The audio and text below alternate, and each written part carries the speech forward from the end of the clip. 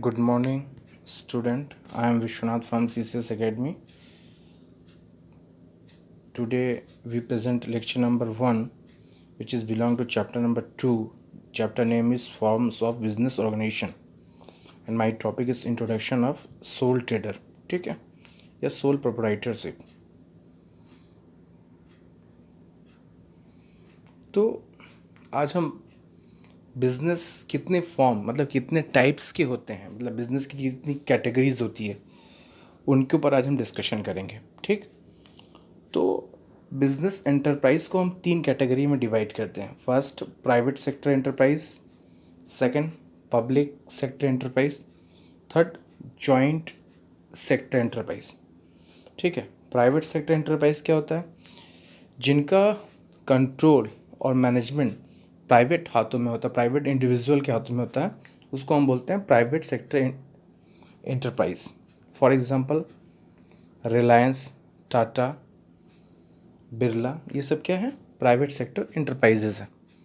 ठीक है. नेक्स्ट क्या है? Public sector enterprises, which are owned and control and manage by central and state government as known as public sector enterprises. जिसका control और management central government या state government के द्वारा होता है, उसको हम क्या बोलेंगे? Public sector enterprises. For example LIC, SAIL, GAIL, LIC, भेल, एक्सेट्रा. ठीक, आई होप इन दोनों टॉपिक्स में कोई दिक्कत नहीं होगी आपको. थर्ड टॉपिक है हमारा जॉइंट सेक्टर एंटरप्राइज. ठीक है, इसमें क्या होता है? जॉइंट सेक्टर एंटरप्राइज में क्या होता है कि जिसमें दो प्राइवेट एंटरप्राइज या गवर्नमेंट कंपनियां मिलके अगर वर्क करती है तो उसको हम लोग बोलते हैं जॉइंट सेक्टर एंटरप्राइज. जैसे hero Honda, Maruti Suzuki, etcetera. ठीक है, उसको हम क्या बोलेंगे? Joint enterprise. ठीक है. नेक्स्ट है, तो इस मतलब कि प्राइवेट सेक्टर एंटरप्राइज में आज हम फर्स्ट आपको समझाने जा रहे हैं सोल प्रोप्राइटरशिप, या इसको हिंदी में क्या बोलते हैं? एकल व्यापार. कुछ लोग इसको सोल ट्रेडर भी बोलते हैं. ठीक है, नाम से ही आपको लग रहा है सोल ट्रेडर. सोल, इसका मतलब क्या हुआ? Any business is managed and controlled by a single individual person या one man. It's known as sole proprietorship organization. अगर किसी बिजनेस को एक बंदा मैनेज करता, उसको हैंडलिंग करता, उसको कंट्रोलिंग करता, उसका डायरेक्शन करता, everything is done by one individual person, तो उसको हम क्या बोलेंगे? Sole proprietorship. ठीक है. अब हम इसकी फीचर्स देख लेते हैं कुछ. First, single ownership. Soul proprietorship में जितनी भी प्रॉपर्टीज़ होती हैं, ठीक है, वो एक ही बंदे का होता है. यहाँ पे किसी दो बंदे तो है नहीं कि किसी दोनों पार्टनर का इन्वॉल्वमेंट हो. यहाँ पे एक ही इंडिविजुअल पर्सन का ही सब कुछ इन्वॉल्व होता है. ठीक है, इसीलिए इसको हम लोग बोलते हैं सिंगल ओनरशिप. इसमें मतलब इसको रन करना, इसमें जो भी प्रॉपर्टी या जो भी कैपिटल इंट्रोड्यूस होता है उसमें एक ही बंदा यूज़ करता है. ठीक है, तो उसी को हम लोग क्या बोलेंगे? Single ownership. इस पर मालिकाना हक एक ही बंदे का होगा. ठीक. Next, formation and closure. Sole proprietorship में अगर आपको बिजनेस करना है तो इसको स्टार्ट करने के लिए आपको बहुत सारे लीगल फॉर्म्स को अडॉप्ट नहीं करना होता है. ठीक है, जैसे कि कंपनी स्टार्ट करने में बहुत सारे लीगल फॉर्मेशन करने होते हैं या फिर पार्टनरशिप में करने होते हैं. लेकिन अगर आपको सोल प्रोप्राइटरशिप खोलना है, ओपन करना है, तो आप बड़ी इजी वे में आप स्टार्ट कर सकते हो. और बहुत जैसे इसको ओपन करना भी बहुत इजी है, तो इसको क्लोज़ करने के लिए भी बहुत सारे लीगल फॉर्मेलिटीज़ हमें पूरा नहीं करना होता. ठीक है, मतलब कि इसका फॉर्मेशन और क्लोज़र बहुत ईजी वे में हो सकता है. ठीक. Next, unlimited liability. Unlimited liability का मतलब क्या है? जैसे कि इस सोल प्रोप्राइटरशिप में जो भी फंक्शन होता है वो एक इंडिविजुअल बंदे के द्वारा होता है, तो उसको जितनी भी लायबिलिटीज पेमेंट करना होता है, मतलब जो उसके दायित्व होते हैं उसको वो खुद ही को पेमेंट करना होता है। इन केस उसके लोन्स ज़्यादा अगर एक्सेस होते हैं तो उस कंडीशन में वो अपनी प्राइवेट प्रॉपर्टी को बेच के भी लोन को पेमेंट करेगा। इसीलिए हम कहते हैं उसकी लायबिलिटी कैसी है? अनलिमिटेड है। ठीक है। Next, individual risk bearing and profit reception. यहाँ पे जो भी रिस्क होगा उससे एक ही बंदा, क्योंकि सोल प्रोप्राइटरशिप है, इसका ओनर मैनेजमेंट एक ही बंदा कर रहा है, तो जो भी रिस्क होगा उसको एक ही बंदा बियर करेगा, और जो भी प्रॉफिट होगा उस प्रॉफिट को भी एक बंदा बियर करेगा। ये नहीं कि उसको किसी और को देना है। ठीक है। Next, one man control. Soul proprietorship में एक ही बंदा फर्म को पूरा कंट्रोल करता है। ठीक है।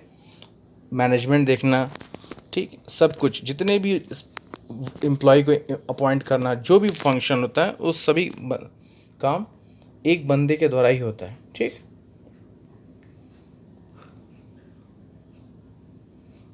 नेक्स्ट है हमारा no separate legal entity. What's the mean of this line? जब जैसे कंपनी में, कंपनी और उसके जो बंदे होते हैं वो दोनों अलग होते हैं, लेकिन सोल प्रोप्राइटरशिप में एक ही बंदा बिजनेस को स्टार्ट कर रहा है, तो सारे फंक्शन वो अपने नाम से ही करता है। ये नहीं कि वो बंदा और उसके दुकान कुछ अलग होगी, वो एक ही माना जाएगा। ठीक है यहाँ पे। इसीलिए business and the owner exist together, इनको अलग नहीं माना जाएगा। बिजनेस और जो बंदा है वो एक ही माना जाएगा। इसीलिए इसको हम कहेंगे कि दोनों के बीच में कोई सेपरेट लीगल एंटिटी नहीं होगी। फॉर एग्जाम्पल, जैसे कि राजू नाम का बंदा कोई दुकान खोलता है, तो दुकान और राजू एक ही माना जाएगा। क्यों? क्योंकि वो सोल प्रोप्राइटरशिप है। ठीक है। Next, lack of business continuity. मतलब क्या है?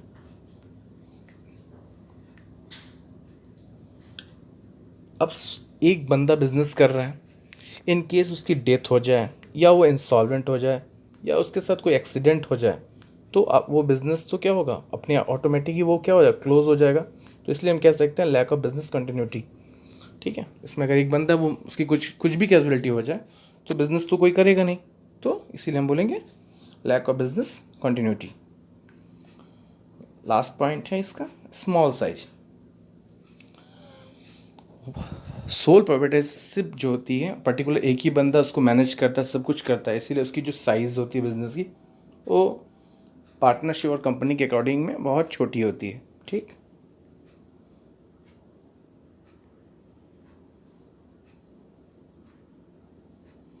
अब हम इसके कुछ एडवांटेज देखेंगे। एडवांटेज का मतलब मेरिट्स। First, quick decision. इसका क्या मतलब हुआ? क्विक डिसीजन का क्या मतलब हुआ? अब जैसे कि पार्टनरशिप होता है, दो तो वहाँ पे दो या दो से अधिक बंदे होते हैं, तो कोई भी डिसीजन लेने के लिए उनको आपस में डिसीजन बात करनी होती। कंपनी होता तो बहुत बोर्ड ऑफ डायरेक्टर्स की मीटिंग होगी, उसमें वोटिंग्स होंगे, उसमें बहुत सारे लोग अपने अपने बात को रखेंगे। लेकिन यहाँ पे सोल प्रोप्राइटरशिप में it's business is own and management by one person, तो कोई भी डिसीजन लेने में उसको किसी से पूछना नहीं होता। तो इसकी सबसे बड़ी एडवांटेज होती है कि इसमें क्विक डिसीजन होती है। ठीक। Next, confidentiality. मतलब यहाँ पे जो सीक्रेट होते हैं वो कहीं बाहर लीक नहीं होते हैं, क्योंकि इसके जितने भी मैनेजमेंट या जो भी फंक्शन होता है वो एक बंदा ही करता है, तो यहाँ पे कॉन्फिडेंस बहुत ज़्यादा होता है। ठीक है। Direct incentive. What's the mean of this? In sole proprietorship form there is direct relation between effort and reward.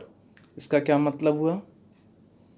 एक ही बंदा अगर एफर्ट करेगा तो उसको ही ना उसको रिवॉर्ड मिलेगा। उस रिवॉर्ड को अगर दो आदमी बिजनेस कर रहे होंगे पार्टनरशिप फॉर्म में, तो जो भी प्रॉफिट होगा वो दोनों आपस में बांट लेंगे।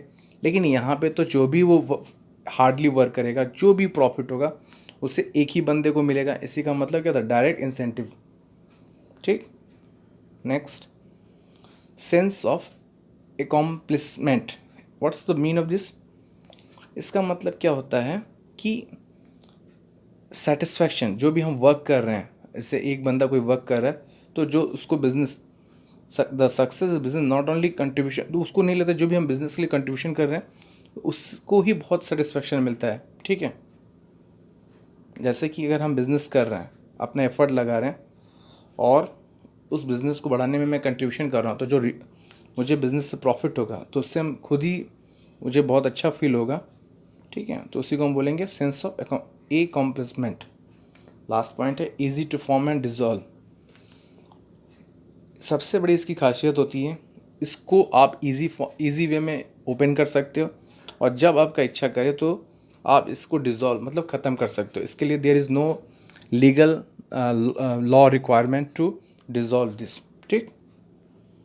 नेक्स्ट, डिसएडवांटेज की आप बात कर लेते हैं। First, limited resources. अगर आप एक सोल प्रोप्राइटरशिप कर रहे हो तो वहाँ पे एक बंदे का कैपिटल है, एक बंदे का मैनेजमेंट है, एक बंदे का ही स्किल है, मतलब वहाँ पे जो सोर्सेज हैं लिमिटेड सोर्सेज हैं। लेकिन पार्टनरशिप इन कंपनी के केस में जो सोर्सेज रिसोर्सेज बहुत ही एक्सेस होता है।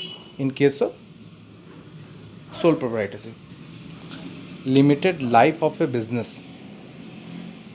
इसका क्या मतलब है? The survival and connectivity of sole proprietorship depends upon the person only.